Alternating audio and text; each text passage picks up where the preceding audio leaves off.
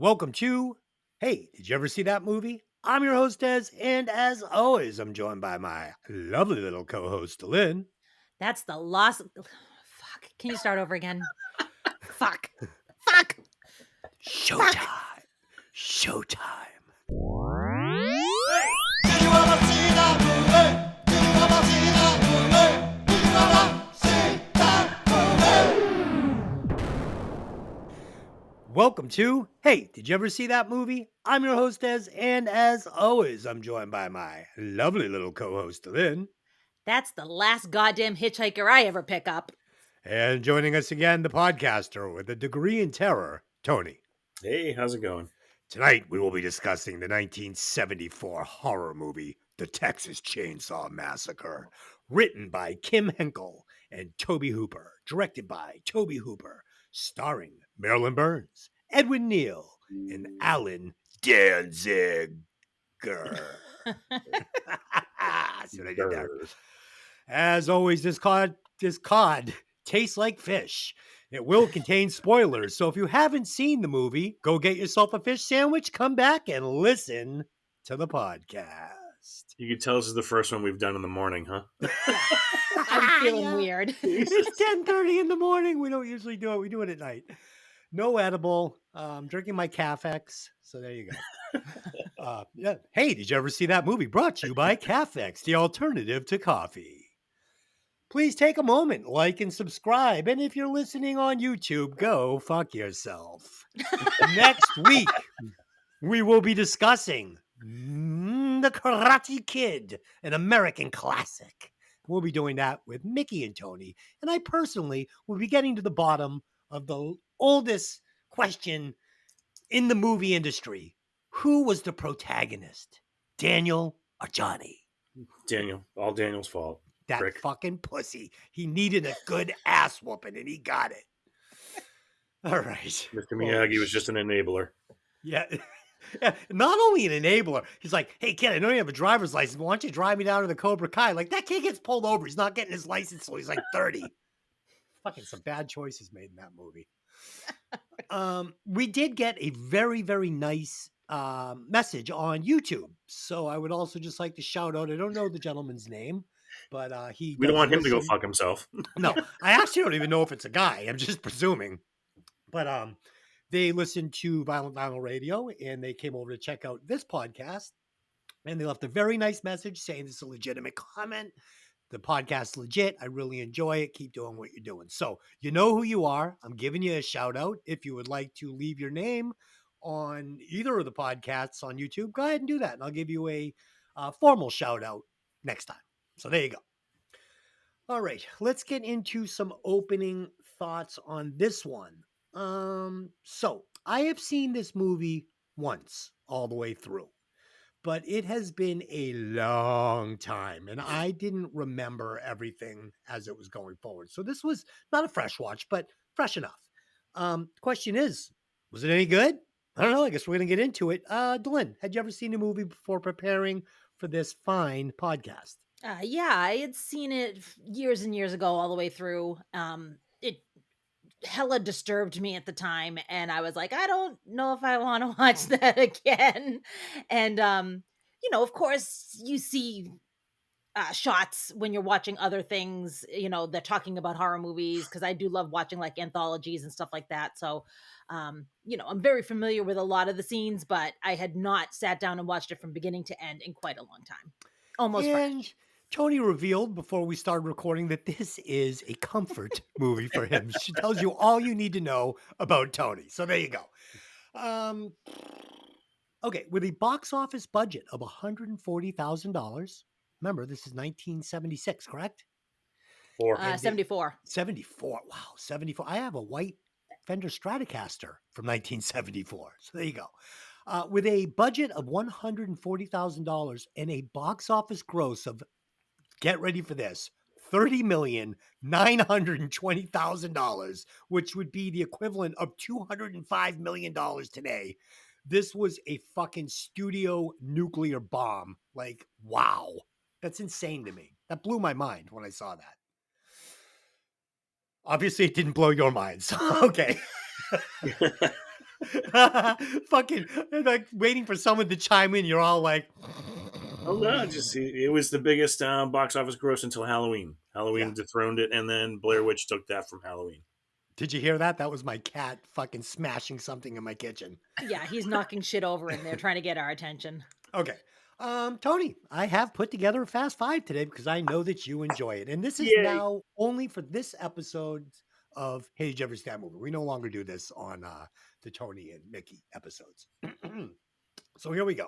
This week, the Fast Five will be killer on killer, no weapons, fist fight. Who wins? So Right. we're disarming these killers, and they've got to go mano a mano, fisticuffs. All right. Number one, we've got Leatherface first, Hannibal Lecter. Tony, who wins in this fight? Ooh, for pure brutality and mental incompetence, I gotta go for Leatherface. He's just an Ooh. animal. Lynn, who do you think? I'm going to say Hannibal Lecter because I think he has a superior intellect. Okay, the correct answer is Hannibal Lecter. We all saw Leatherface cower to his father. Obviously, an abused child, very easy to submit if you actually stand up to him. Hannibal Lecter, though undersized in this fight, I believe would take a hold of Leatherface's Adam's apple with his sharp teeth and eat him. So there you go. Correct answer, Hannibal Lecter. Nope. Number two, this is my favorite, Jason Voorhees. Voorhees. Jason Voorhees. Or Michael. Making Tony's head explode. I can spell that Voorhees. It's a lot of O's and E's.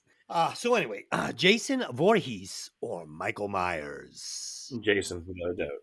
Totally Jason. Totally Jason. Oh yeah. Okay. And Lynn, who wins in this fight? I'd have to go with Jason as well. I'm going to go with Jason as well because he's wearing that hockey mask. Very hard to hit. Okay. Number three, Freddy Krueger or Pennywise. Who wins in this fight, Tony? Pennywise, he's got too much supernatural on his side. Well, Lynn and I were discussing this. They can both enter dreams. They can both shapeshift. It's tough. It's tough. It is, But, but there's more flexibility with Pennywise to turn into something overwhelming. Freddy is just Freddy. Sometimes he turns into a snake. Sometimes he turns into a fucking puppet. I'm not scared of a fucking puppet. So. Okay. Yeah. The correct answer is Pennywise because his head could get big and he could bite Freddy Krueger in half. Number four, Jigsaw or Ghostface. Tony, which one wins in a fist fight?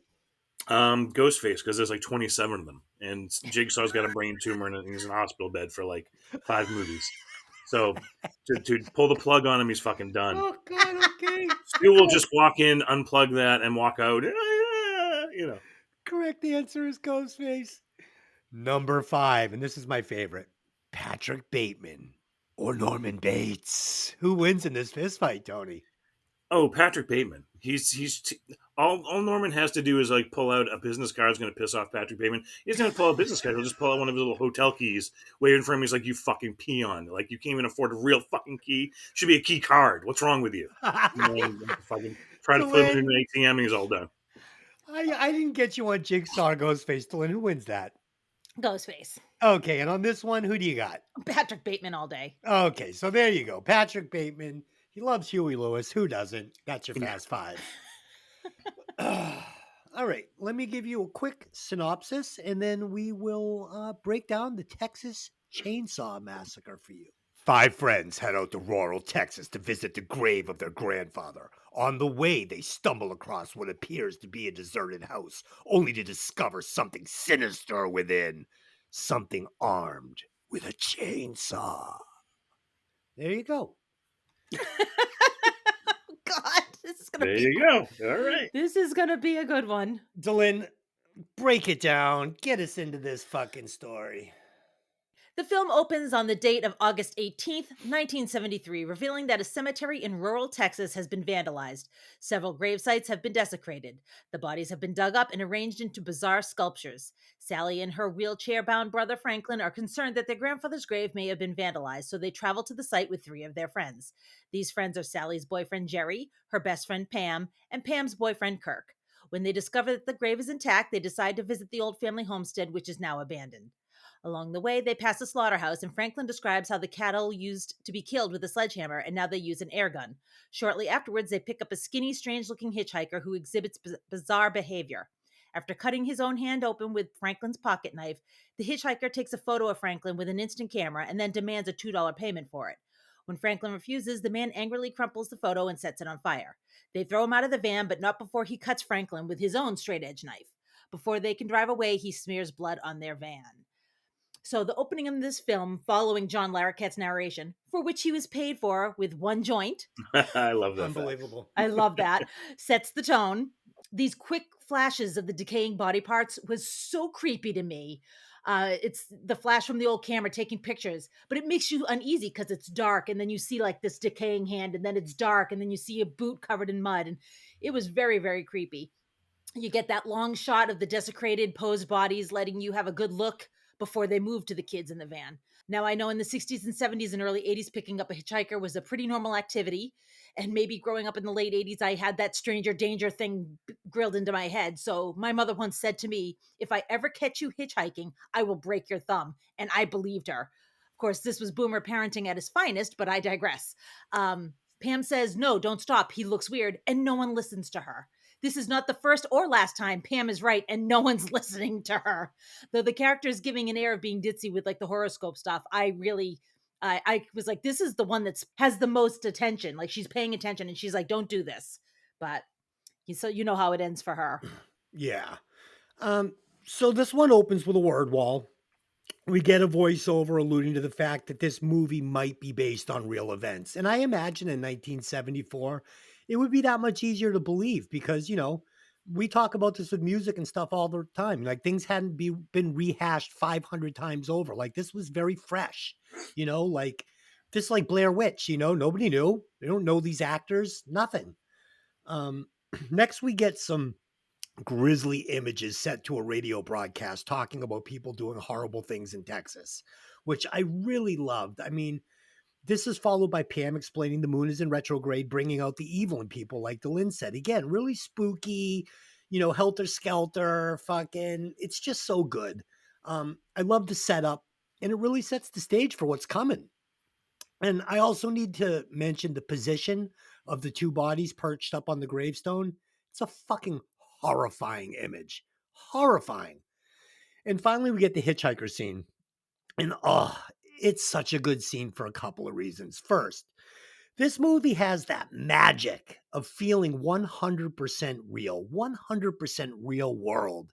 And this for me is kind of something the 70s had that really faded away, you know, still there a little in the 80s, started to fade away in the 90s. And by the 2000s, we'd all just seen everything so many times and everything was so Hollywood washed and all the actors were so familiar that it was very hard to get this level of spell cast over you.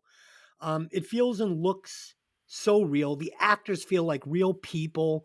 Their clothes, they look like they smell, which they do because they're shooting in, you know, ridiculously hot weather. Nothing feels Hollywood.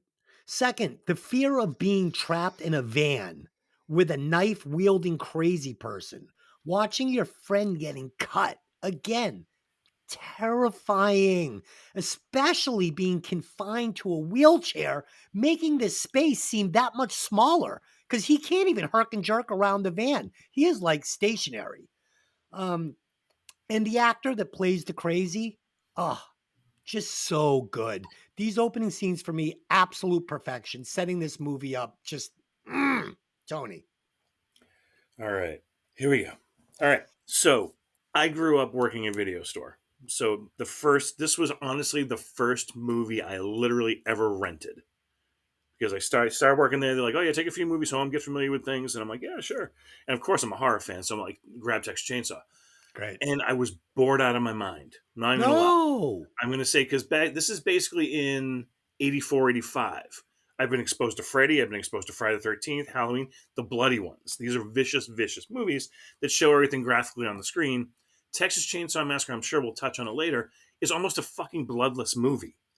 There's one scene of violence that's really, really gratuitous, and the rest are not bloody or just implied. Implied, yeah. So it's the imagination gets you. And when you're 15, 16, you want to see the gore. You want to see what's going on. It didn't bother me. I didn't put myself in the situation. I couldn't rationalize it. I was looking for the thrill of the visceral. So it bored the shit out of me. And I literally put it away for years. I'm like, whatever. Texas Chainsaw is boring as shit. Forward to like 10 years, one of the most terrifying movies ever. The epitome of cinematic madness on a screen that just, it's overwhelming at certain points. If you're watching it and the volume's turned up, you can't not cringe by 3/4 of this movie. You're literally feeling uncomfortable. You're feeling it up your back. You're feeling it in your shoulders. It hits you on a different level than almost any other horror movie goes, because you're seeing things you shouldn't see. It's too realistic. It's handheld. The camera swings where you literally want to look because you're worried about the danger. Which side of the table is it coming? Where is it coming from in the forest? Who can you trust? Who can't you? The grain of it, and you touched on it. The 70s had grain. The grain makes everything look, and again, our generation was raised on In Search Of, on documentaries, on like the half-hour specials on the news, that everything realistic was shot with grain. All the Vietnam footage we saw, grainy, herky-jerky. This movie was filmed by Vietnam people who either were in Vietnam or the Vietnam era that know how to make things look realistic. And when you're told something might be real, you lose yourself in that thought process. This movie does that for you. Now, to get to the actual movie, watching it in the last maybe 3 or 4 years, I got the 4Ks. I mean, I literally have bought this movie at least 16 times because of extra features, documentaries. I want to know everything about this movie. And I feel at this point, it's all, everybody knows, like, oh, now it's a restaurant, you could visit it. Now the actor did this. It's like, it's a very well-known, factual, trivial movie because it's a landmark movie. Watching this in 4K was a whole new experience because the grain was removed, which took away the realism of it. But the details of it are even more disgusting. I never realized in almost all of the times I saw it before, maybe a year ago, those two figures on the gravestone in the intro scene are dripping. They're wet. They're slimy, which is what bodies do. They decay. They get that Crisco fat on them, and it's almost stomach churning. Yeah. And when you see the stitching in Leatherface's mask, you see the details of the skin that was leathered and tanned that they used for the masks, and the armchair, the feather room that Pam finds herself in. There are details I never noticed because it was always kind of murky and everything. Beautiful. The set design, disturbing, unnerving, everything about this. To go back to the kids in the van, very realistic. Everybody's just chatting. The one thing I do love about it, and you touched on it before, was the fact that every time we hear the radio, it's bad news. Oh, yeah. It's death, it's murder, it's tragedy, it's heat wave, it's asphyxiation. All this, everything is negative. It's, you see them all sweating. They're all gasping for air in this enclosed steel van.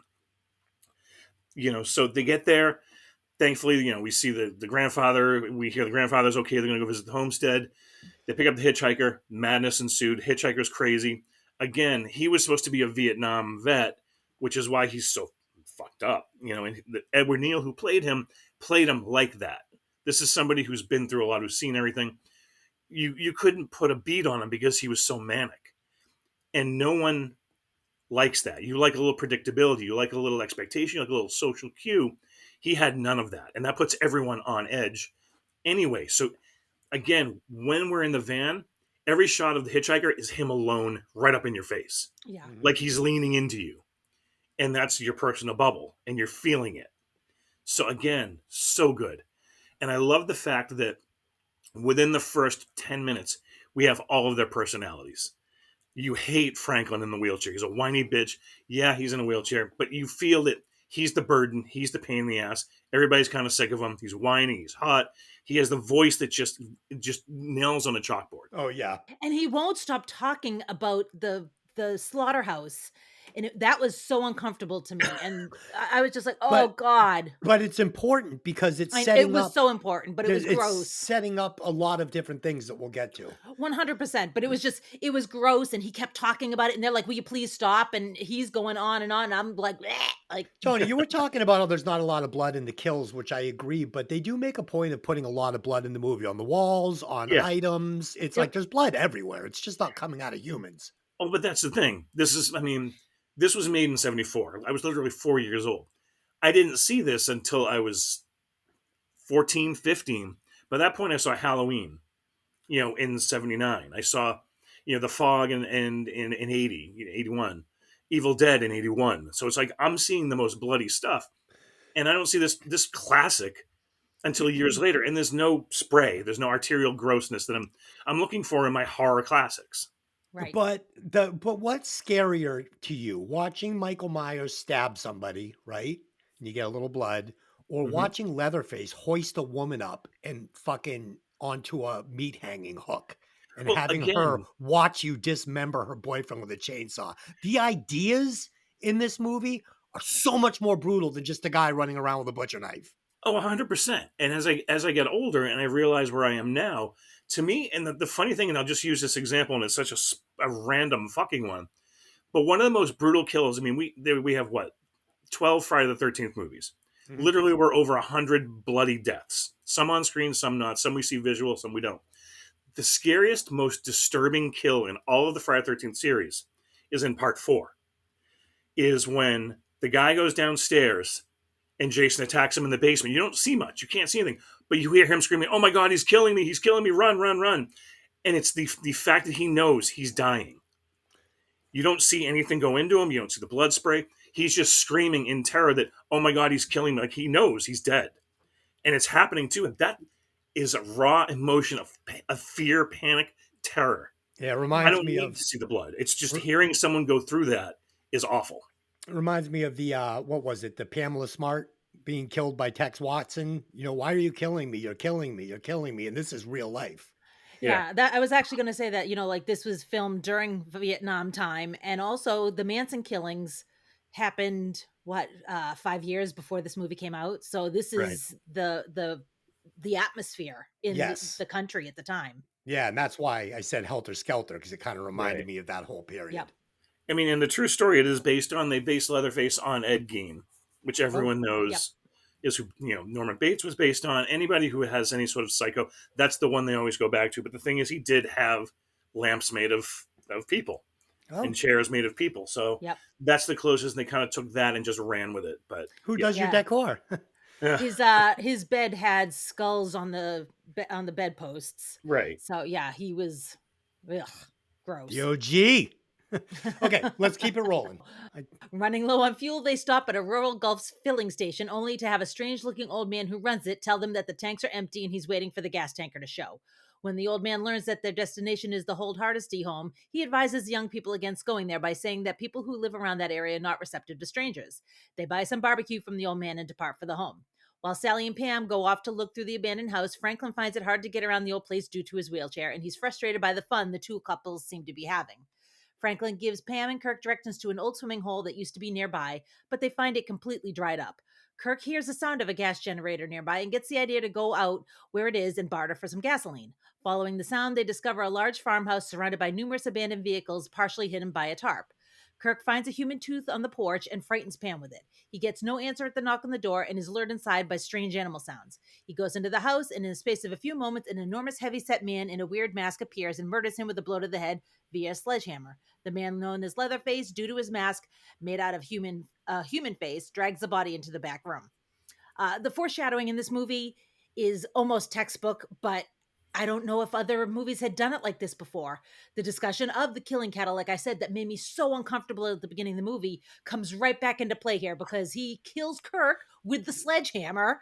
And, the guy at the gas station tells them people don't take kindly to people walking into their houses. And what do these kids do? They just fucking wander into these people's strange house. And again, Pam told Kirk not to approach the house to begin with. Like before they even went up the hill towards the house, she's like, I don't think we should do this. She's told him to stop knocking and leave. And he doesn't listen to her, and he pays the price. Yeah. So let's talk about this gas station and this gas station sign. We slaughter barbecue. That's the sign. Mhm. It was so creepy. And then they buy the barbecue, and immediately I'm like, they're buying human meat. Like I hadn't seen it, but I just knew they were. And it was fucking awesome. And I mean, we're gonna get a shot of Franklin eating a finger, basically, or whatever the fuck he's eating. It doesn't look like good barbecue to me. And then talked about this a little earlier. Some of these shots, like we get some shots of the van driving down the road, and you can see the heat coming off the fucking pavement.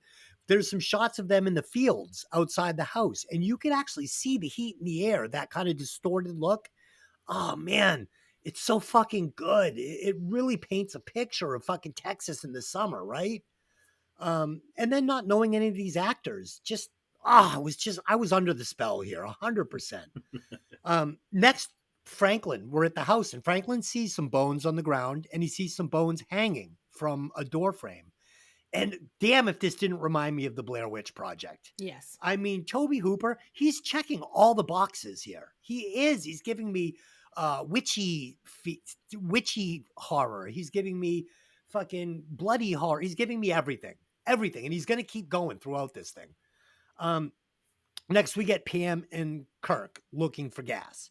Now, I love this scene for 3 different reasons. One, we see the VW Bug running at a high idle, which is like honey to a bear for people searching for gasoline, right? Like they're saying, we have gas. It's Come a lure. here. Yeah, it's totally a lure. Second, we get this human tooth on the porch. This feels like breadcrumbs left for me, the viewer, leading me up to this maze of terror. And finally, my favorite part, we notice how inviting this house looks from the outside. It's painted white, nice fresh paint. It has a nice bench swing in the front yard, has a blue ceiling on the porch. This is brilliant. This is well-written horror. This is not just a shocking slasher movie. Dude, when I noticed, I'm like, wow, the house is it's disgusting inside, but they fucking keep it up on the outside so people will come and knock on the door. It's fucking crazy good. 36 minutes in, and I looked at the calendar when I saw Leatherface, and I was like, wow, this movie is moving at a lightning pace. We get Leatherface, and what an introduction. First off, we've already been told what it takes to kill a cow with a hammer, right? And how they react if you don't hit them on the first blow. And that's what we see from Kirk. He's gonna act exactly the way the crazy in the van described it. He's gonna, do the dead fish on the floor, and it's really great. And if you're paying attention, you immediately know that this is the hitchhiker's brother, and you're now in their house because he talks about his brother. He talks about how he worked as a cattle killer, how he gets him. And I was just like, oh, that's him. That's his brother. So really great. This house with its beautiful coat of white paint is a human Venus flytrap. And I found it to be extremely smart. Yeah, you noticed and mentioned the blue ceiling on the porch. That's a Southern tradition, and it's to ward off evil spirits. So people that live in the South go to a home that has that, and they're thinking, these people are trying to keep evil away, not bring it. It's not evil inside, right? So that's a double lore because that's a tradition in the South. I also really wanted to point out just very quickly, you'll notice we always stay on the left side of the house. You never go to the right. That's because people were living in there. Somebody lived in that house, and they were living in there while they were shooting. Wow. I would be selling that thing immediately. It's funny sometimes I'll work down at Cape Cod. I haven't worked down there in a while, but I have painted several blue ceilings on exterior porches. So this isn't just something that happens down south. People want it everywhere. It's the weirdest thing. Yeah, it's a tradition. Yep. Tony. Wow. So yeah, Franklin sucks. Everything. Although I thought it was funny when he's like that was making me laugh. But he was a great actor, and he looked great. You could smell him through the television. Exactly. He was just literally dripping. His curly 70s locks were just dripping down the back of his neck. His shirt was open. He had the glisten between the bitch tits. Yeah. It was just everything about him was just wrong, annoying. Like his name is Bob Paulson. Oh my God! He at least had something like redeeming factors. There's nothing redeeming about Franklin. There was a poll in I'm not sure it was Fangoria, it was like Bloody Disgusting, one of the sites. Who is the most hated character in all of horror? And the top 2 were Franklin and Paul Reiser from Aliens as the 2 most hated characters. It's like one was intently evil, the other one was just handicapped and sucked. So it's like, think about that. That's terrible that we hate the handicap, but that's what it was. Oh Anyway, God. so I mean, him sitting there the whole last half of the act of everybody together in the van. Do you think I said something that made him mad? Do you think I pissed him off? Do you think he'll try to follow us? It's like the panic. It's they're planting the seeds that the evil is coming. Yes. Um, in the house, he can't get around. Again, just his giving raspberries to the ceiling. Again, it's something a child would do. In the 70s, that was, no one's going to yell, fuck you, fuck you, fuck you, fuck you, because that wasn't the time. So he's literally getting raspberries. It's laughable by today's standards. But yeah, you go back to 70s, it's more appropriate. But still, you see how immature he is and how he throws himself into the victim status very, very quickly. True. Um, Once Pam and her boyfriend go off, this is when shit's going to go down. Finding the farmhouse, finding the tarps and all of the cars. You start to get the haunches up. Shit's happening. And again, beautiful cinematography. Like you touched on it. I feel like I'm just going to retread everything you said, but it's gorgeous. This beautiful house from the outside. It doesn't look run down. Doesn't look. There's outside of the cars. There's nothing to say there's anything bad here. Yeah. Open the door. Still nothing. Because we don't see anything bad. We see a staircase. We see a door open, Darkly and we see lit. some maybe hunting trophies. We don't Yeah. know how they hunted, but now we know. But when Leatherface shows up, it is fucking terrifying. Again, because maybe I'm an adult now, it's more jarring to me. Like, and then the way the camera moves, you look up at him, showing how big they want to make him be. Mhm. Which Gunnar Hansen, already a big guy, the actor plays him. They gave him 3 to 4 inch lifts in his shoes to make him bigger than everybody else. So on top of just being a big guy and this way he's shot, he's already physically, now he's raised. Hits him in the head, screams, slams the door, and it echoes. It is possibly easily in my top 5 of all scenes in every movie I've ever seen in my life. Yeah, and also it's middle of the day. So it's the Yeah. middle of the day. Nobody's thinking Yeah. something terrible like that's going to happen. They're just like, "Hey, we're looking for some gas." Walking in the house, still a bad idea, but middle of the day, who's going to think that this fucking mutant is going to come out around the corner, bludgeon you to death in 30 seconds or less, and that's it? Like, that fucks you up. And the way he slams that door. Ugh. Oh, it's so final. It's Yeah, so it's absolute. echoing the dun dun dun dun dun. It's like, oh, shit. And Dylan, you just hit on something perfect. It was the charm of this movie for me. How many movies do I watch where it's night? They're making out in the car. It's the knife, and like the unconventionality, if that's a word, of the way he set some of these kills up. Like you said, it's a beautiful summer day. They're going for a swim. You've got this nice Southern Belle house, and this happens, and Yeah. it's just like, wow. It really just it's a godsmack every time. You're like, whoa. Yeah, So it fucks you up. really great stuff. That's what I was actually going to get to, is when Pam, we have that amazing tracking shot that they didn't even plan for. It was literally Tobe Hooper and the cinematographer. The cinematographer's like, hey, I got this 60 feet of track. Do we want to do something with it? He's like, well, come up with something. So he got that tracking shot from Pam getting up off the swing, the butt shot. And then Yeah. the house grows Yeah. in the scene. The house becomes imposing. The house becomes foreboding. It's still beautiful, but it gets bigger and bigger and bigger until it's overwhelming. When she goes in and finds the feathers on the floor, the chickens in the cage, the bones, the armchairs, literally armchairs, the skulls, everything, it's overwhelmingly alarming Yes. and disturbing. And when she makes her way out of that room and the door slams open and Leatherface screams, it's, oh my God. Like, it's, again, I hate to keep using the word overwhelming, but it's one thing to have a jump scare. It's another one with a jump scare and to see something like that 3 feet away from you. It's fucking terrifying. Yes. And again, Literally, your brain can't even handle it. It would just, like you said, you're overwhelmed. Your brain would just shut down. How do you even process this? Well, this is for me. It was almost like Kirk. Well, it was Kirk, right? The first Yeah. kill. Yeah. It was almost like Kirk got the stun stick. Right? Like, just seeing Leatherface was like what stunned him, froze him in his tracks. He was unable to move. And then he gets the fucking mallet. Right. right. I mean, when because I rewound it just to see if I was right. When he opens the door and screams, she literally does that. She shakes her arms and like freaks. And then there's a good beat before she starts to run, which I give a credit. Like, I might just stand there because I'm so Yeah. shocked. But Right. yeah, she runs out the door, and Dylan, you both touched on this, runs into the sunlight, and the door slams open, and he grabs her, and that's where you fully see him in the sunlight. How fucking sheer, like terrifying he is, with skin on his face and a bloody apron, and how big he is compared to her, and throwing her around like a rag doll, drags her back in, puts her on a fucking meat hook, and she has to scream and suffer, and then watch her boyfriend get carved up with a chainsaw. Crazy. Like that is just And- classic. Oh, I can't ooze enough about it. and and like you said, we always feel safe in the daytime. You feel safe in the daytime. The sun is up, nothing bad can happen. This scene is twice as terrifying in the day as it would have been if it was set at night. Agreed.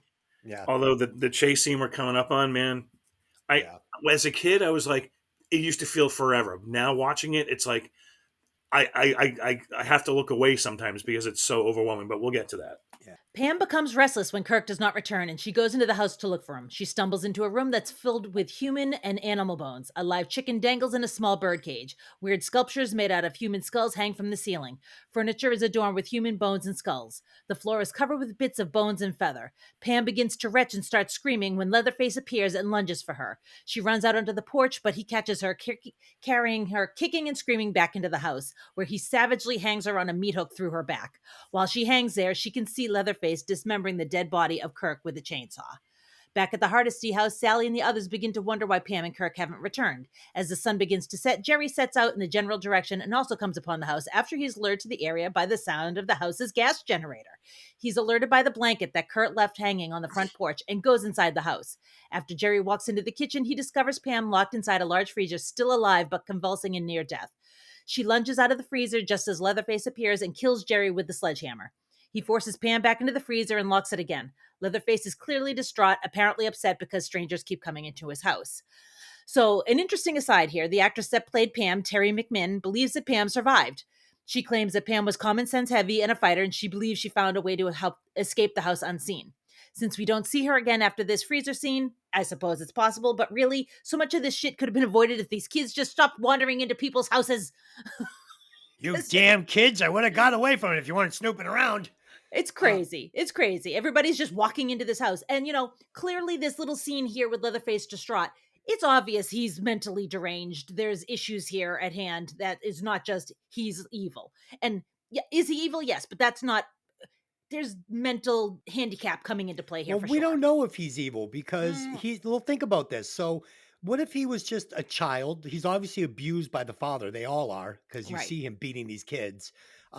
He's never known anybody. He's never had a friend. All he knows is his crazy brother and his crazy father. And he's the guy who makes food for the family. And what he knows is eating human flesh. That's what he eats.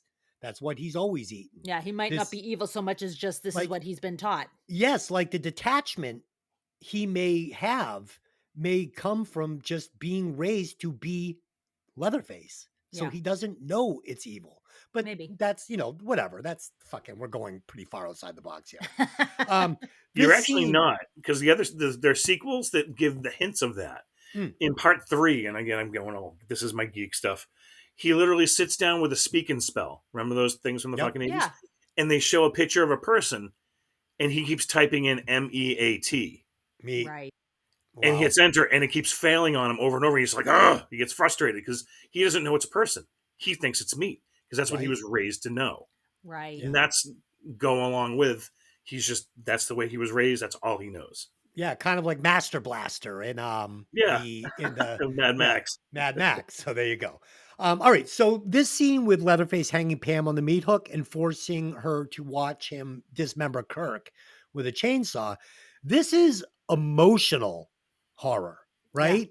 Absolutely. More than just gore horror. And for me, this was a hard scene to watch. And again, Hooper's checking all the boxes. This is not a one-trick pony. It does not get boring for me. It's multi-dimensional horror. And in my opinion, this is a masterpiece up to this point. And finally, this is where we get the scene with Jerry finding Pam. And this is great for one reason. And I actually had to rewind it and watch the scene 2 or 3 times to make sure I was seeing it right. So he opens up the freezer and Pam kind of lurches out, and this actress's eyes are fucking bugging out of her head. They're swollen. They're big. I don't know how they got that effect, but I went back and looked a couple times, and her eyes are actually bugging out of her head. It's fucking terrifying. And then Jerry's face, this helpless lamb, the face he is making when Leatherface attacks him is pure fucking horror. I thought these young actors did an exceptional job with their physical acting. This whole scene was built on their facial expressions. You're right. I mean, everything you said at this point, I agree 100%. Pam in the freezer, the jump out, and then the flop. It's like that was her last gasp. As much as I love her theory of she got away, later on in the movie, he asks, did you get them all? Did you get them all? There was no one that got away. She's obviously still in the freezer because he says no. Yeah. Because Leatherface would admit it because he knows he'd get beaten if he didn't. Yep.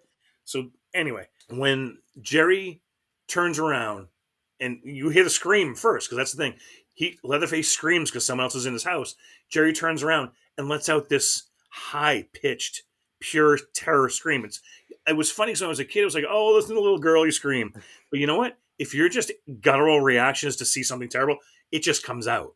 Oh. So he screams. And the best part about this whole scene is Leatherface winds up with the hammer, hits him in the head. Now, normally today, you get hit in the head with the hammer, your head shoots back, you do a little dance, and then you fall down. This literally crumpled him. Oh, yeah. It was like he was just taking a piece of paper, slamming it down, and it just folded. Jerry goes down hard. And that's one of the things, like, it shows the power of Leatherface, it shows the viciousness of Leatherface. There's no question about what you're dealing with after this scene. Yeah. Right.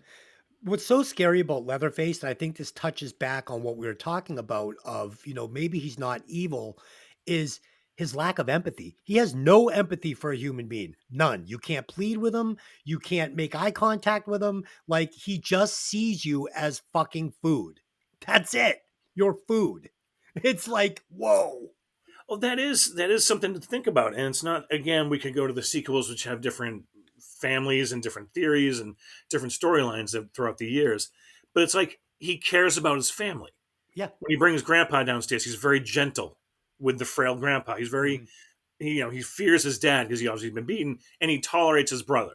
Yep. So these are people that he knows. But anyone else, is it because he's territorial? It's because they came into his house, he's protecting it, and he can't let anyone find out what's going on there. Like, if they ran into him outside of the house, like say they were on the road, would he do the same thing? Right. We don't know. We don't know if it's just he's like a guard dog and then has to protect his property and food or whatever. We don't know. We've never been given that part of it. But obviously, watching him run around, look out the windows after he takes Jerry down, he's checking to see if there's anyone else there. He's nervous. He's scared. He's like a small child, like we keep saying. And he doesn't know what to do with it all. And he puts his head in his hands. He's scared. Yep. Because he knows dad is going to fucking whoop his ass if he doesn't do it right. Right. Yep. At nightfall, Sally and Franklin are forced to go after Jerry when he does not return. Jerry took the keys to the van with him when he left. Franklin refuses to wait at the van and insists that Sally push his wheelchair along the unpaved path because he's a dick. Before they get to the house, they are attacked by Leatherface, who murders Franklin by ramming him in the chest with a chainsaw. Sally flees in terror with Leatherface directly behind her. She gets cut on the brush as she runs, eventually reaching the house, unaware that she's going to the house of her pursuer. Sally runs upstairs as Leatherface saws through the front door to get at her. In an upstairs bedroom, she finds two mummy-like figures, an old man and an old woman. The woman is long dead, but the man is still barely alive, hideously withered. Leatherface corners her on the second floor, so she leaps out a window and runs from the house again with him right behind her. Sally reaches the gas station and Leatherface disappears.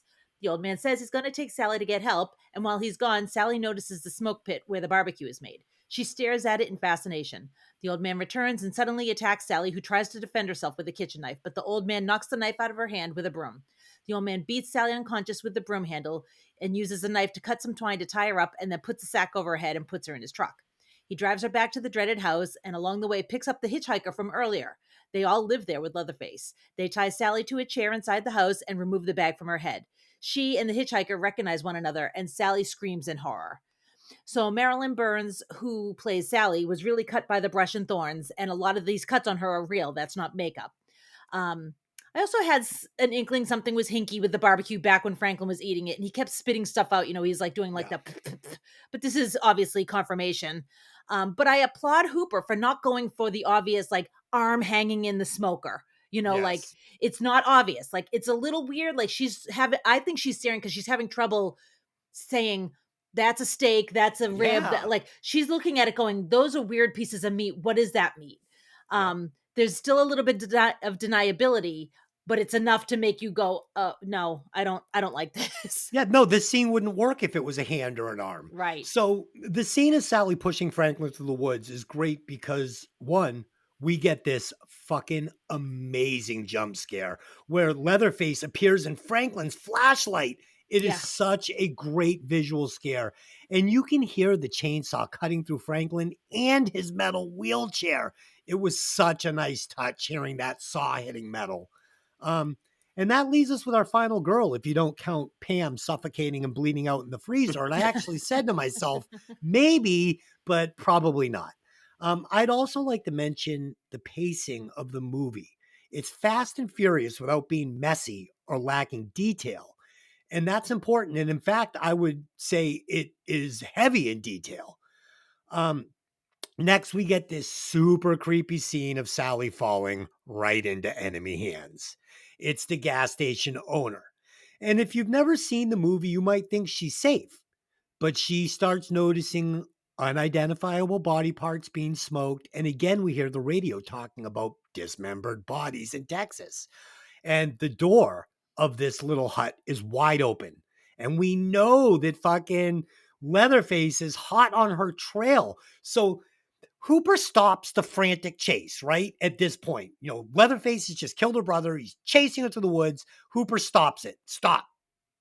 He wants to stop it just long enough to reset the movie now and start building the tension again for the final act.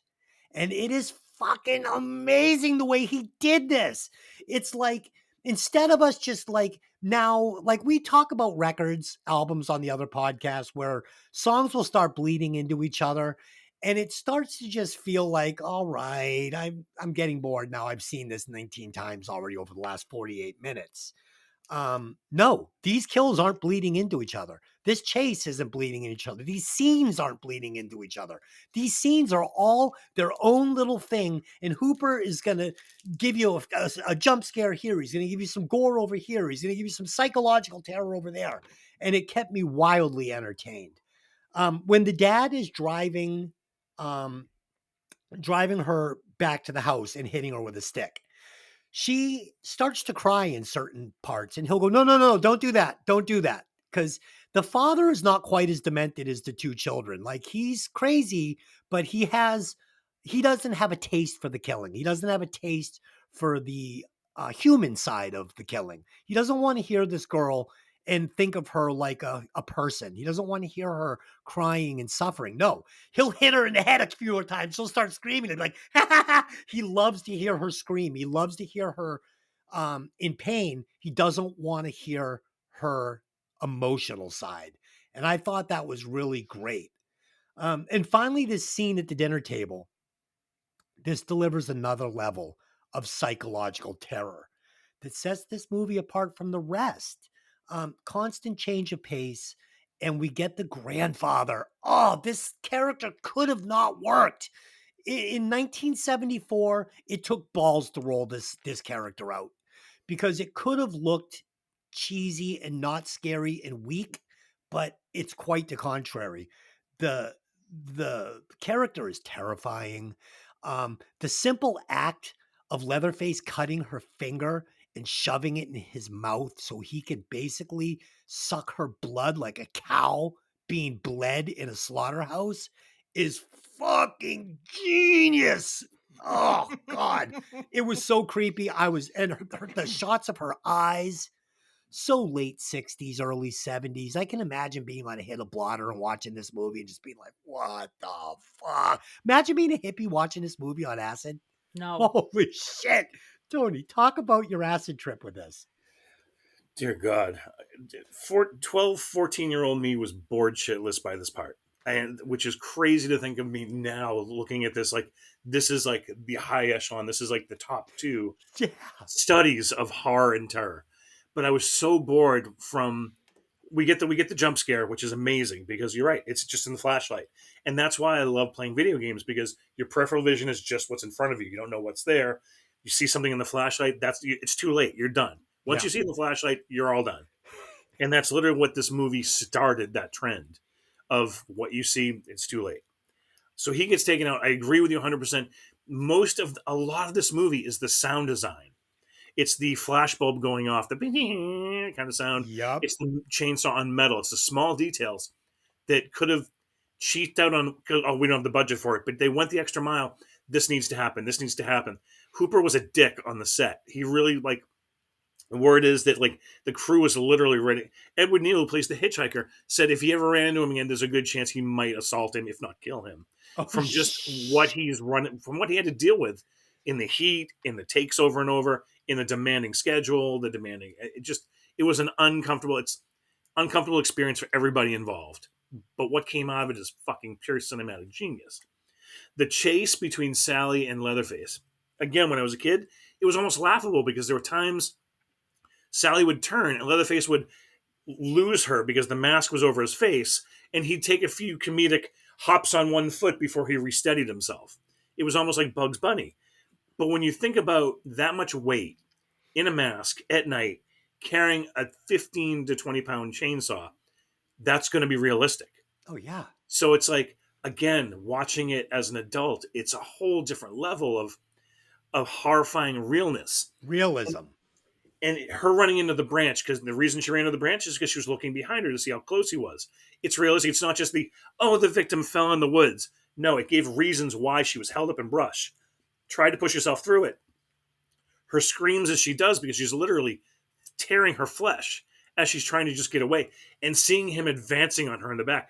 The way this is shot, it's hardly ever shot from the side. It's always shot from the front, so you can see her in the foreground and how close he's gaining on her. Yes. Yep. Which is like, oh my God, she's dead. And the good thing I liked about this, well, one of the many things I love about this, is that they kept the distance between them accurate. It wasn't like he was right on her and then the next scene he's like 4 meters behind. Right. It's like they kept the consistency. Like, no, he's literally 5 to 7 feet behind her all the time. Yep. Yeah. And it was like, Jesus Christ, all it's going to take is one slip and he's on her. Your point of when she finally reaches the gas station and it just stops and resets, like, why didn't that guy come? When you're first seeing this in 74, you're like, all right, she's safe. Like you said, she's safe. He wouldn't go in there. They're not connected. He ran away. Now we know, because we've seen and been exposed to so much horror, you know that it's all part of the plot. But back then, like, you're right. Imagine seeing this in 74, 75, horrifying people with the way it all comes together. Him coming in with the bag, the rope, it's like, holy shit, he's in on it. Yep. And then he starts hitting her, starts beating her. And when he gets her in the car, like you said, I actually disagree with you. I believe he is psychotic, and he doesn't like the killing part, but he will torture you. He likes the suffering. He likes the crying. He likes the putting the panic on there, because he's fucked. You know, the poking and the laughing, and then he stops, and then he pokes her again because she stops. It's just. But you did notice when she would cry and whimper, he would say, no, don't do that. Don't do that. And he'd hit her and she'd start screaming again. And then he'd start laughing and getting jovial again. Yes. And then they get to the house. You know, the fact that we see, all right, this frail old psycho man is the one in charge of all this. Look what your brother did at the door. Leatherface is running around getting slapped. He turned into a child again. A monstrous child, but a child. And you see that the hitchhiker is this insane loose cannon that no one can control, but he's still scared of the dad. Yeah. You know, go get your grandfather. And they come down, they bring grandfather there. And again, the mewing and the childlike arms moving as he starts sucking on the blood. Oh my God, like it's madness. And watching Sally's face, the screaming stops, the gasping stops. She literally is frozen in terror as her finger is being sucked on, and her eyes bug out, and then she passes out. Which is legitimately a completely human reaction that I would understand. Yes. Oh, yeah. And the fact that, again, I only read this on IMDb, so I don't know how the accuracy is, but the fact that Gunnar Hansen stopped caring about things this far into the shooting, and he actually cut her finger because the knife that kept shooting the blood shot too far. So he just said, fuck it, and cut her finger. And that's why, because I went back and looked at it last night. I'm like, it does look a little too real when the blood comes crazy. out. Yeah, I read that too. So That's again, I don't know the fact on that, but that's been reported a couple of times. But that's just it's insane that he was that far into that character that he would do that.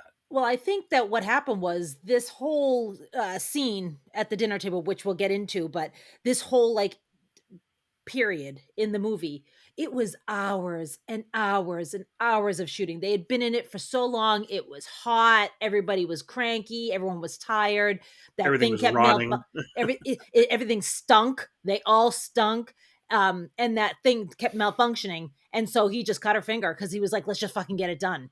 Yeah. And, I don't know if she knew ahead of time that was going to happen, Right. but I think that's the shot they ended up using. And also there's an interesting thing. At one point, there's a scene in the kitchen.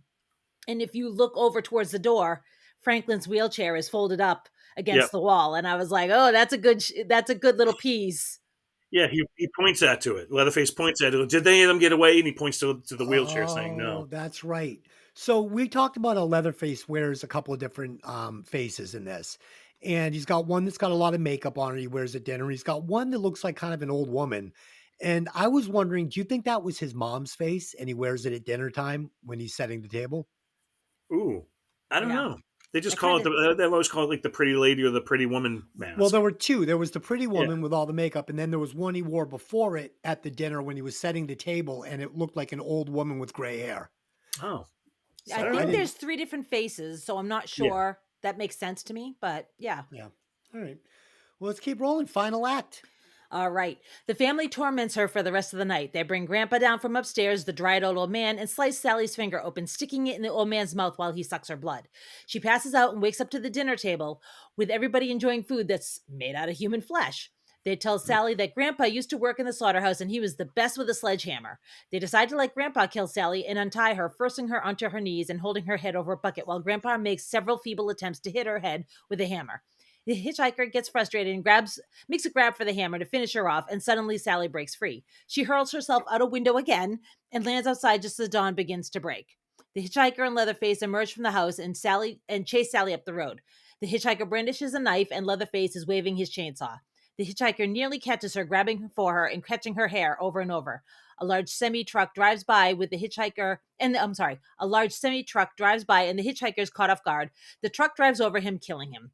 The truck driver slows down and gets out of the rig to see what happened, only to be confronted by a screaming, bloodied Sally with Leatherface close behind.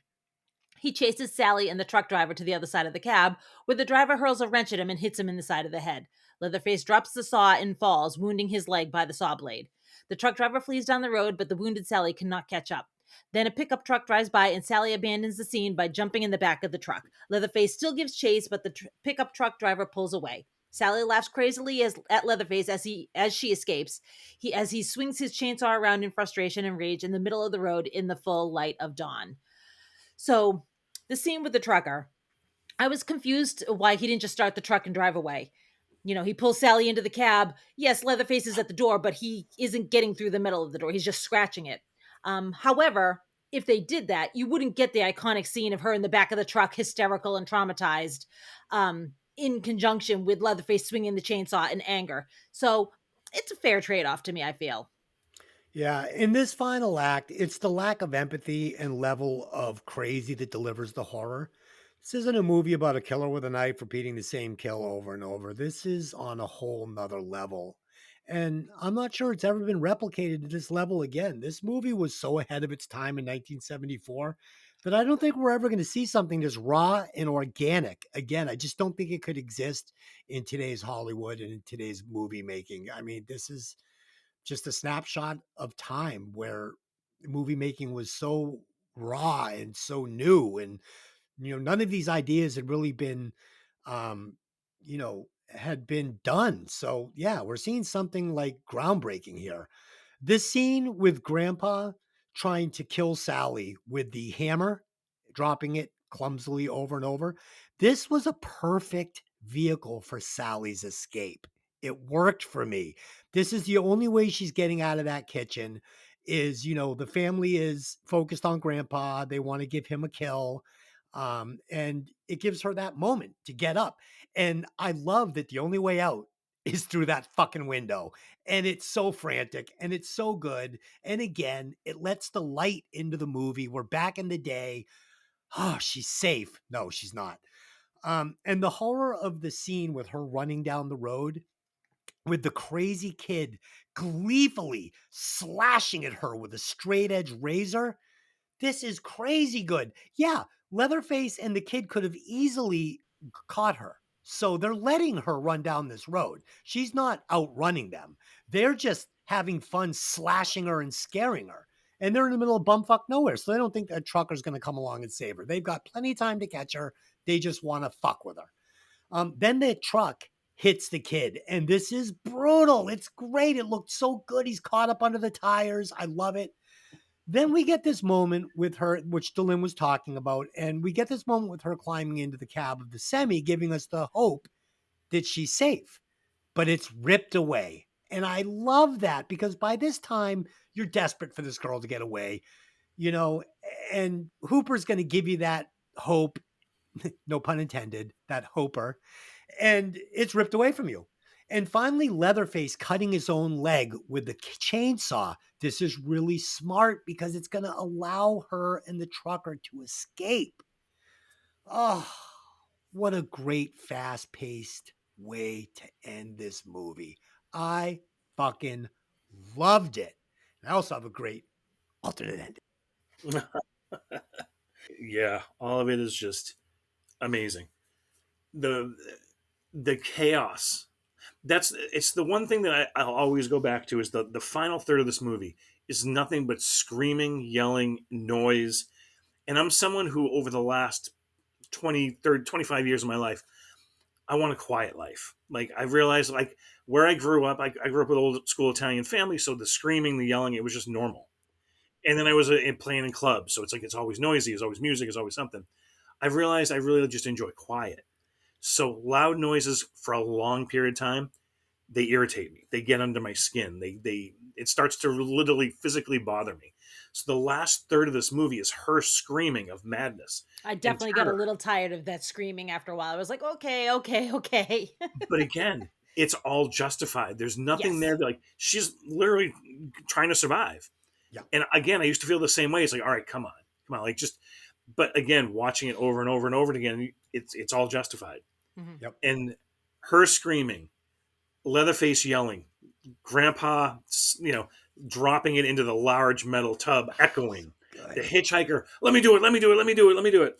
And just it's a chaotic, noisy scene, and like you said, allows her to break free and jump through that fucking window. And the first thing she does when she hits the ground is she looks around nervously because she knows everywhere she's turned in the last 12 hours has been danger. Yeah. And the fact that there's nothing around her, she's like, she doesn't know where to go. So she just gets up and just starts running. And again, it's another scene where she's running towards us, hitchhiker's running behind her, slash. And then we get the front of the house, Leatherface literally kicks open the door, this force of fucking terror with this chainsaw already roaring, coming at the screen. It is horrifying. So all of that put together, genius. Hitchhiker gets hit.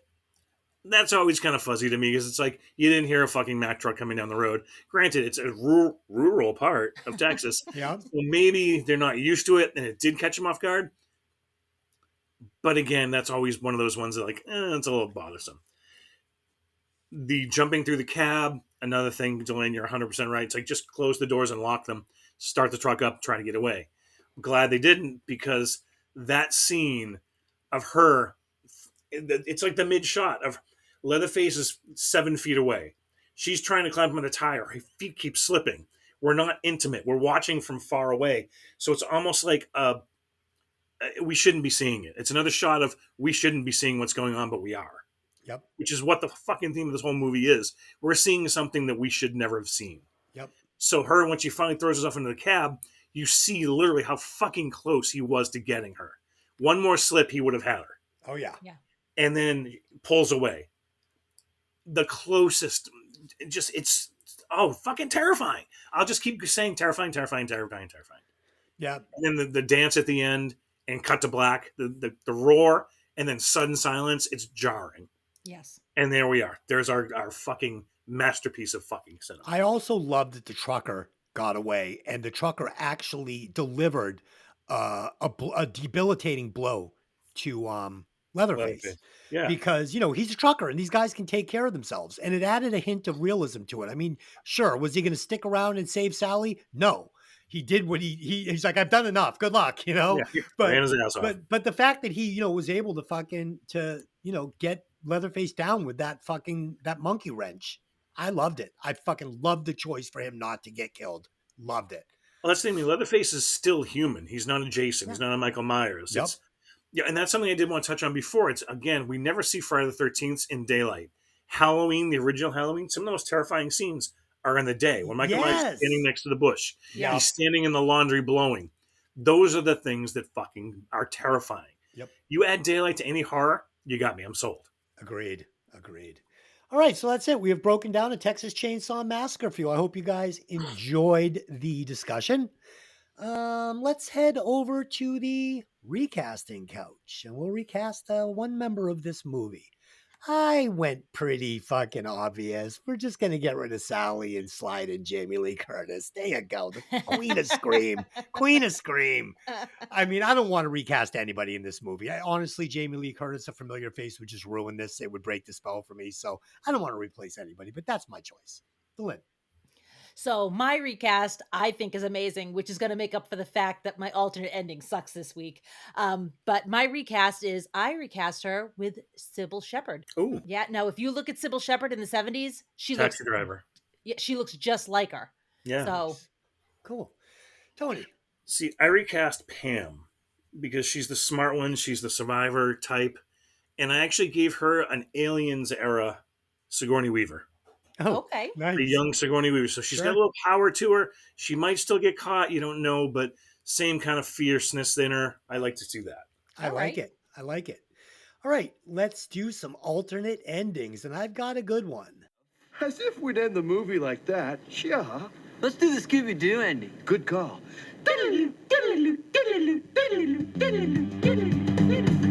I mean, it's fucking stupid basic. In the final scene, as Sally escapes in the back of the blue pickup truck, the driver turns around and it's the father. He hits the brakes, puts it in reverse, and as the movie fades to black, we hear the sounds of Sally's screams and Leatherface's chainsaw. There you go. To win. I mean, let's be realistic here. Trying to rewrite the ending in the movie that probably has the best ending of every movie ever. Yeah. It's an impossible task. It really is. Sure. But just to play devil's advocate, I decided to help out Terry McMinn and write a Pam ending. In my alternate ending, Pam does indeed get away. And the reason why the cook doesn't join Leatherface and the hitchhiker in chasing Sally is because Pam stuck a meat hook through his face. She runs out the back door, and as the truck carrying Sally to safety passes, they see Pam on the side of the road, and they stop for her too. Nice. All right, that works. Oh, you want to take a swing at this? Well, that was actually close to what I had, except the person who was in the other part of the other side of the cab of the blue pickup truck was Pam that did escape during the chaotic scene. And she ran back to the road earlier while they were bringing Grandpa downstairs because everyone's occupied during the dinner scene. So she was able to slip out the back door and contact somebody and flag them down and bring them back to the house. And that's why that guy just happened to be a random car. We've seen no cars in this movie. And this is the one we see next to the truck. So I like it. All right, there you go, folks. Let's do some rewatch scores and we will book this sucker. In my opinion, this is the top of the horror mountain. This is Everest. It's pure magic from the cannibalistic family, spearheaded by Leatherface, to the incredible gambit of horror presented by Hooper. So my rewatch score is a perfect 5. This is a perfect horror movie. There you go. Lynn. So there is no denying that the Texas Chainsaw Massacre laid out what a horror movie can be.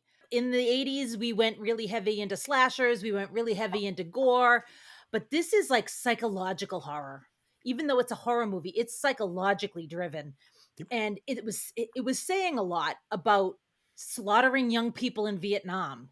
It was like that's kind of where it started. It started with the Ed Gein thing. It also started because Tobe Hooper was stuck in a mall that was busy and it was all full of people. And he was thinking to himself, I could grab that chainsaw and just start cutting through people and get out of Holy here. shit, I love that. Yeah, he's fucking nuts. But you can't deny what it has done for pop culture. Think about going forward, all the movies that have the demented dinner scene. You know, I mean, even Rocky Horror. I mean, obviously these were at the same time, so I don't want to say that they borrowed from that, but it became perverting the American family sitting down to dinner is what this is. And I mean, it's still going on. Resident Evil 7 had a fucked up family sitting around to a disgusting dinner. So Yeah. it just keeps going, and it's you can't deny it. And I'm gonna have to give it a 5, even though I don't want to give out another 5. I have to. I have to. It's a fucking 5. Tony, let's See, hear your 5. I was trying not to give it a 5 because I'm only giving a small amount of 5s to the ones that are forever my favorites. But again, everything I hear myself saying, how do I not give it a 5? Because it is the epitome of madness. It's the perfect vision of cinematic horror. It is the stamp that all others are measured up against. Everyone has borrowed from it. Everyone gives tribute to it. The only negative I can even remotely say about it is it spawned some of the worst fucking sequels next to the Halloween series. But we're only reviewing this movie. I know. It's just knowing where eventually it went. It's hard not to look at that and maybe have it tarnish it, but it doesn't. Because 1, 2, and 3, I'm sorry, I will defend 3 till I'm fucking blue in the face. And then the remake's fucking amazing. The first remake, again, it's on not on the level of this, but it gets really close just for the grime and dirt and I need a shower. Fucking 5. I watched this movie way more than I probably should. I've analyzed it. I've studied it. I've frozen screenshots and just looked at the set. 5. Dylan, what is this tied with at the top of the mountain on Hey, Did You Ever See That Movie? Okay, so our top of the mountain is The Matrix, Star Wars, Beverly Hills Cop, Galaxy Quest, Lethal Weapon 4, The Thing, Ghostbusters, and the Rocky Horror Picture Show. Wait, how did Jaws not get part of that? I don't know. Jaws is 4.91. We never gotta did. revisit that. No, we never did Jaws, and we're doing it again because All the right, audio yeah. on that is unlistenable. So I want to remove it from the. We'll leave it because the whole Okay. point is if people want to go back and listen, because we'll probably say a lot of the same things, but it Well, just you sounds wouldn't- like shit. You wouldn't know because you can't understand anything that fucking anybody's saying. It's like. It's the old timey radio version of Hey, Did There you you ever go. see that movie? The only movie that I think doesn't belong on that list would probably be Lethal Weapon 4. I don't know if that's a See, perfect movie. I'd say Beverly Hills Cop isn't really that either. That's Yeah, just me. maybe. Those two might be. Well, that you also have nostalgia glasses on for those. Yeah. Yeah. They're great movies, but they're mid 4s, I think. 4 or 5 right there. Okay. We'll have next to week. fix where Jaws is next time we do it. Yes. So, guys, make sure you tune in a couple of weeks for Karate Kid. It's going to be fucking epic, man. I fucking love this movie. I've seen it a bazillion times, and I have so many opinions. On our sister podcast. You opinions? No. Very opinionated. On our sister podcast, Vinyl Violent Radio, we will be breaking down Night Songs, the debut album from Cinderella. And if Love you it. listen to Violent Vinyl Radio and you're wondering what happened to the episode last week, you tuned in to listen to it and it wasn't there. It was because we did Every Mother's Nightmare and feelings were hurt and emails were sent.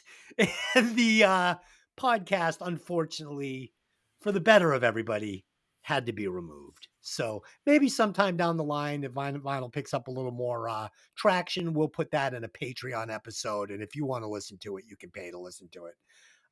But for now, it has to be buried with Pam. So there you go. Until next time, I just have one question for you. Hey, did you ever see that movie? See you next time.